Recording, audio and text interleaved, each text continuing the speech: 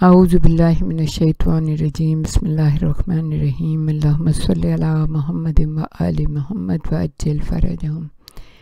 City of knowledge academy سے آپ کی بی بی جان آپ کو سلام عرض کرتی ہیں۔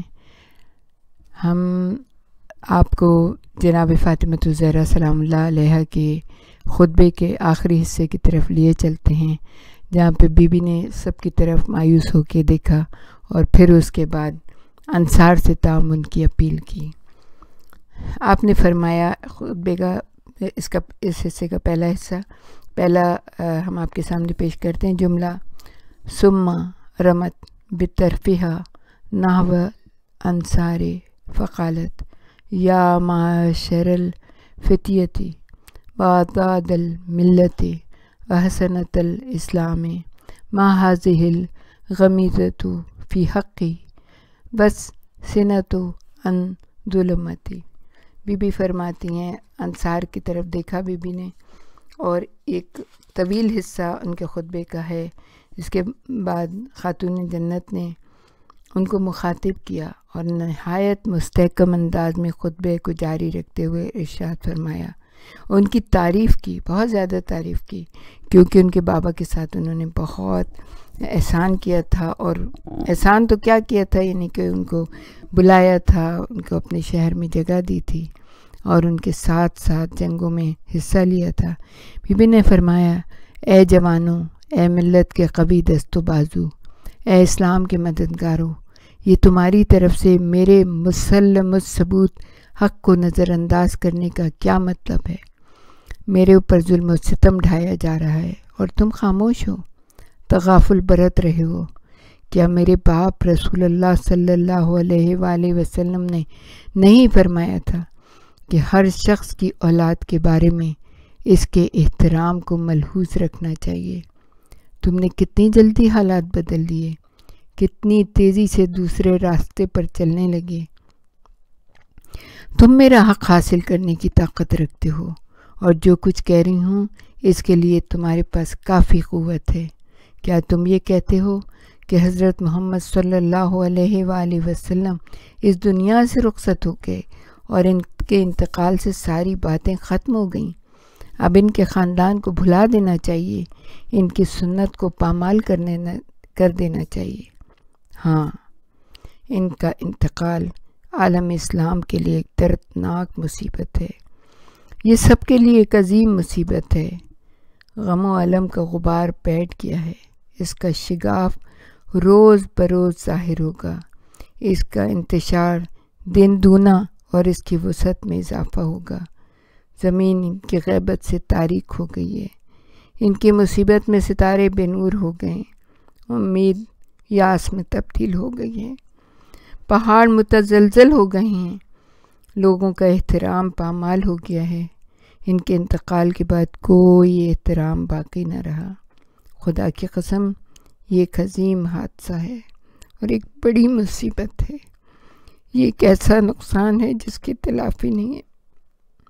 لیکن یاد رکھو، اگر حضرت محمد مصطفیٰ اس دنیا سے چلے گئے ہیں تو قرآن نے اس سے پہلے اس کی اطلاع دی تھی۔ وہی ہے قرآن جو ہمیشہ تمہارے گھروں میں ہے۔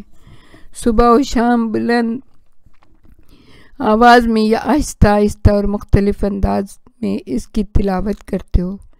ان سے پہلے کے انبیاء بھی اس حقیقت سے روبرو ہو چکے ہیں، کیونکہ موت خدا کا حتمی فیصلہ ہے جس سے اختلاف ممکن نہیں ہے۔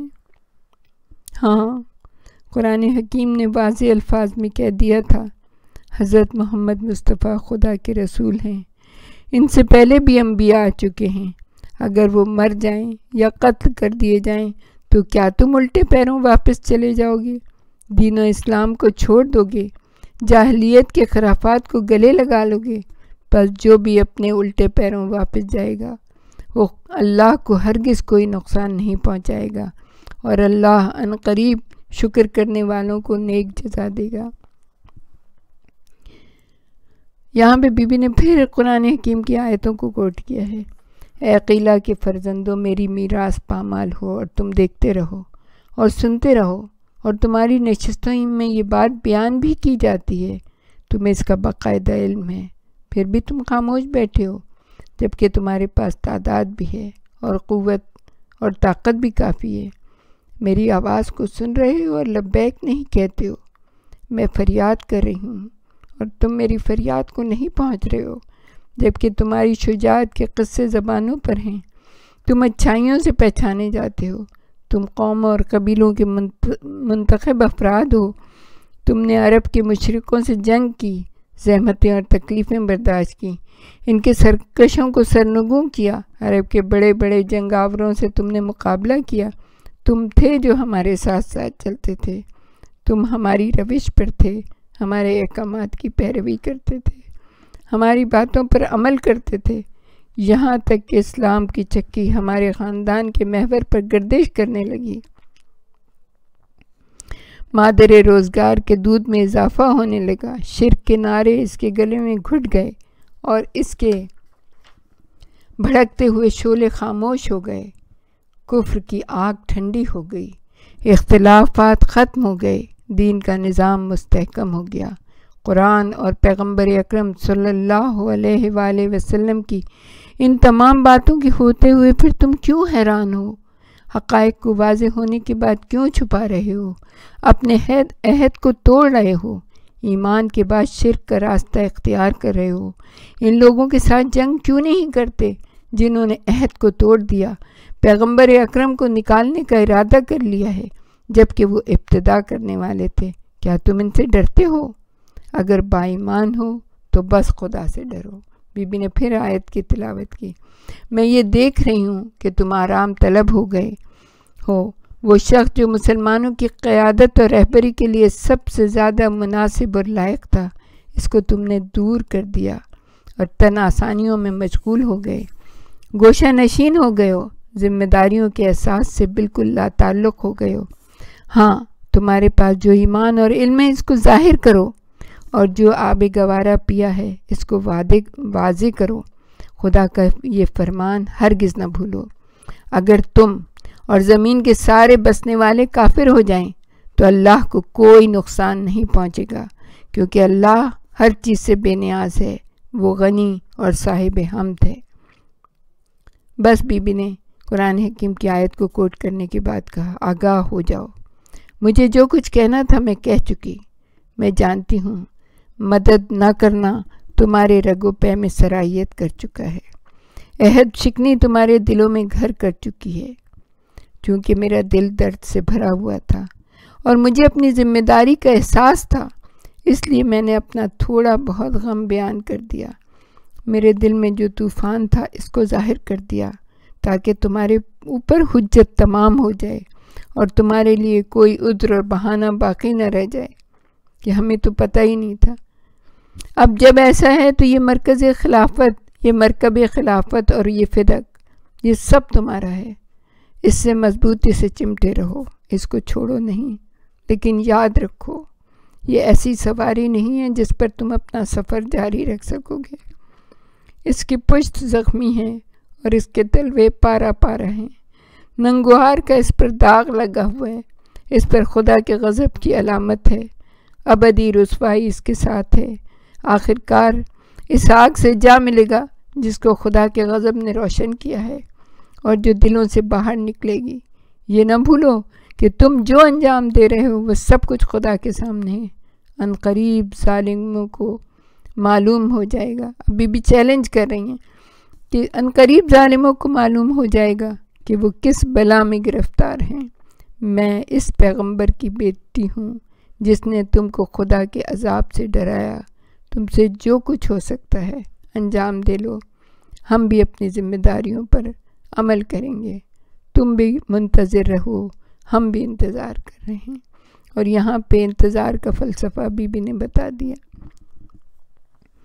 اب اس کی مختصر سی تشریح ہے، لیکن وہ ہم آپ کے سامنے دو حصوں میں شاید پیش کر سکیں، دوسرے حصے کو بھی نہ بھولیے گا سننا۔ تو تھوڑا سا یہاں پہ کہ اسلام کی ترقی میں انصار کے کردار کے بارے میں بی جو بتا رہی ہیں، یہ خاتون اسلام نے اس باب میں انصار کے گروہ کی ایک برگزیدہ گروہ اور اسلام کے مضبوط دست و بازو جو تھے انصار، ان کے جو خدمات تھیں اس کو اپریشیٹ کیا ہے، اس کو گویا لوگوں کے سامنے پیش کیا ہے، اور انہیں جذبہ دلایا ہے کہ تم تو پیغمبر اکرم کے بالکل ساتھ تھے، مخلص تھے، ان کا حامی بی نے قرار دیا ہے۔ پیغمبر اکرم کے مدینہ آنے کے بارے میں ان لوگوں نے جو زحمتیں برداشت کیں، بلکہ اس سے بھی پہلے اسلام کی راہ میں جو خدمات انجام دی تھی، مختصر لیکن نہایت پرمعنی الفاظ میں ان کا شکریہ ادا کیا ہے۔ اسلام کی ترقی میں واقعتاً انصار کا مؤثر کردار شامل رہا ہے۔ جنگ، صلح، آغاز، انجام، ہر جگہ اور ہر مرحلے پر یہ موجود رہے، اور مہاجرین کی بنسبت توقعات بھی کم رکھتے تھے۔ اگر کام ان کے ہاتھوں میں آ جاتا تو شاید پھر بھی اسلام کا مستقبل کچھ روشن ہو جاتا۔ البتہ مہاجرین میں بھی مخلص افراد موجود تھے جو کسی طرح کی ایثار و قربانی میں پیچھے نہیں تھے، لیکن اس کے باوجود ان کے درمیان جو سیاسی بازیگر تھے انہوں نے حالات کو بالکل پلٹ کر رکھ دیا تھا۔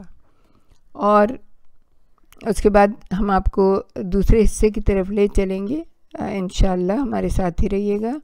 ہم آپ کو بی بی کے فدا کے بارے میں تھوڑا سا اور بتانا چاہیں گے اور اس کی تھوڑی سی تشریح کرنا چاہیں گے۔